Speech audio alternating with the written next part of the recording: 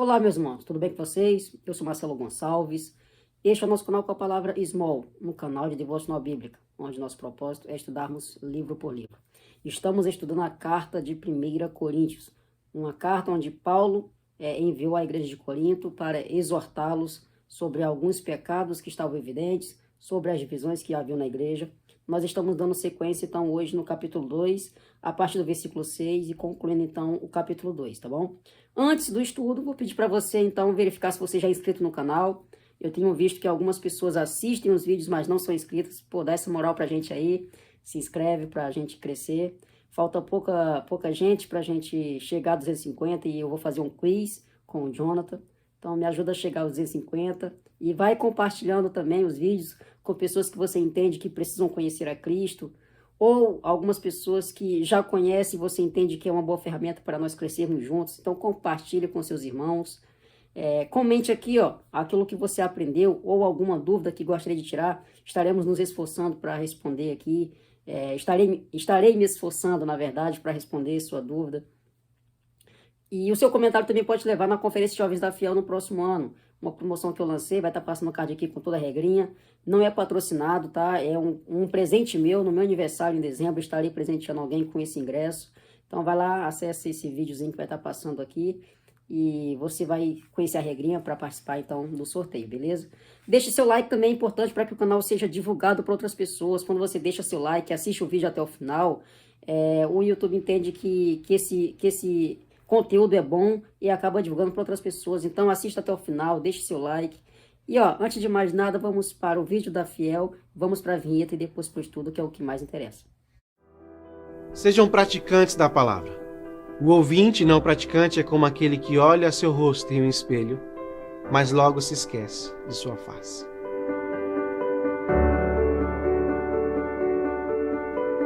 Espelho, espelho meu, existe alguém mais esquecido do que eu? Na provação desaprendi a sabedoria, na tentação abandonei minha companhia. Espelho, espelho meu, existe alguém mais desaventurado do que eu? Este quarto pela língua incendiado, estas paredes grilhões e cadeados. Espelho, espelho meu, permita-me ver além para aquele que reviveu, o justo que ora por alguém como eu, intercessor que a minha alma converteu. Espelho, espelho meu, no reflexo, quem vejo senão aquele que por mim morreu? A misericórdia, o juízo venceu. O Rei me chamou para perto de Deus.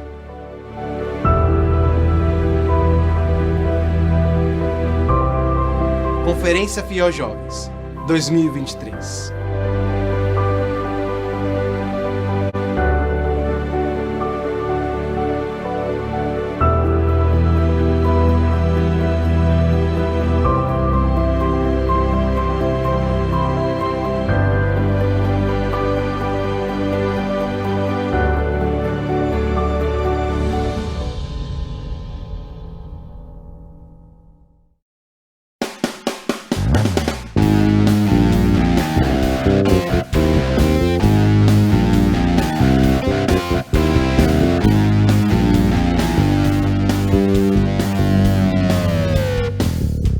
A vinheta já rodou e nós vamos para o estudo sem mais delongas. Na minha versão NVI diz assim, 1 Coríntios capítulo 2, versículos 6 até o 16. Vamos lá. Entretanto, falamos de sabedoria entre os que já têm maturidade, mas não da sabedoria desta era ou dos poderosos desta era, que estão sendo reduzidos a nada. Ao contrário, falamos da sabedoria de Deus, do mistério que estava oculto, o qual Deus preordenou antes do princípio das eras, para a nossa glória. Nenhum dos poderosos desta era o entendeu, pois se o tivesse entendido, não teriam crucificado o Senhor da glória. Todavia, como está escrito, olho nenhum viu, ouvido nenhum ouviu, mente nenhuma imaginou o que Deus preparou para aqueles que o amam. Mas Deus o revelou a nós por meio do Espírito. O Espírito sonda todas as coisas, até mesmo as coisas mais profundas de Deus. Pois quem conhece os pensamentos do homem, a não ser o Espírito do homem que nele está? Da mesma forma, ninguém conhece os pensamentos de Deus, a não ser o Espírito de Deus. Nós, porém, Não recebemos o Espírito do mundo, mas o Espírito procedente de Deus, para que entendamos as coisas que Deus nos tem dado gratuitamente. Delas também falamos, não com palavras ensinadas pela sabedoria humana, mas com palavras ensinadas pelo Espírito, interpretando verdades espirituais para os que são espirituais. Quem não tem o Espírito não aceita as coisas que vêm do Espírito de Deus, pois lhes são loucura, e não é capaz de entendê-las, porque elas são discernidas espiritualmente. Mas quem é espiritual discerne todas as coisas, e ele mesmo por ninguém é discernido. Pois quem conheceu a mente do Senhor para que possa instruí-lo? Nós, porém, temos a mente de Cristo. Oremos. Pai Santo, Tu és maravilhoso, soberano, e nós damos graças a Ti por mais um estudo e pedimos que o Senhor possa nos conduzir para nós estarmos mais parecidos contigo. É a oração que eu faço em nome de Jesus. Amém. Sendo sábio, como vocês já viram aí na descrição do vídeo, no título, sendo sábios. Mais uma vez, eu vou tentar enxugar o máximo do estudo que eu fiz na igreja, para que a gente possa ser mais objetivo com relação ao nosso tempo. Uma devocional com a média de 10 a 15 minutos. Sendo sábio é o título, e nós podemos então entender que nessa leitura aqui, Paulo ele já começa a apresentar para a sua igreja aquilo que de fato ele queria ensinar. Ele já chegou exortando e agora ele está passando os seus grandes ensinamentos para a sua igreja. Então, o início do texto, ele começa com entretanto. Então, nós precisamos saber o que é esse entretanto. Nós vamos então lá para a semana passada, que Paulo fez um grande alerta para a igreja de Deus, onde nós fomos basicamente exortados sobre as divisões e sobre aquilo que de fato nós somos chamados a fazer. Então, apresentando também a Cristo como aquele que é o poder de Deus. Então, esse entretanto é uma sequência daquilo que nós estudamos na semana passada. Dentro desse estudo aqui, nós temos algumas divisões, já é de costume fazer aquelas divisões, e aí não vou ficar lendo, né? Diferente de quando a gente lia nos outros livros, eu vou só fazer essas divisões mais rápidas. Então, nos versículos 6 e 7, nós temos sabedoria dos poderosos, onde ele anuncia para dizer que essa sabedoria dos poderosos de nada vale, porque trata somente de sabedoria humana. Então, a igreja de Corinto estava dando muito valor à sabedoria humana, mas estava perdendo a noção de que o que mais importa é aquela sabedoria que vem de Deus. Então, a sabedoria humana de nada vale se nós não tivermos a Cristo, se nós não tivermos o Senhor. E foi essa sabedoria, inclusive, que ele vai dar sequência nos seus estudos. Foi por essa sabedoria humana que nós crucificamos a Cristo. Então, basicamente, ele escreve à igreja de Corinto, onde nessa divisão fica evidente que ele está valorizando a palavra do homem, mas deixando claro que o que mais importa é a sabedoria que vem do alto. Não é o intelecto humano que nos traz a salvação, mas a sabedoria do alto. Versículos 8 a 10, nós temos a sabedoria que crucifica, como eu falei agora há pouco. Foi essa sabedoria que crucificou a Cristo Jesus. Nós afirmamos, então, que essa revelação de Deus, que é progressiva, ela ficou mais claro para a gente que, conforme vão se passando os tempos, Deus vai, na sua projeção, revelando coisas a mais, para que a gente possa ter conhecimento da sua palavra, mas naquele momento, a sabedoria humana crucificou a Cristo. Então, nos versículos 8 a 10, nós podemos afirmar, então, que essa revelação de Deus, ela é feita por meio do Espírito Santo, porque quando não é pelo Espírito Santo, nós crucificamos. Se nós conhecêssemos a Cristo antes da sua crucificação, nós não iríamos crucificá-lo. Sabemos que Deus tem um propósito, tem um plano A, e sempre é plano A, não tem plano B, mas talvez se nós não sacrificássemos a Cristo, a história poderia sim, de fato, ser diferente.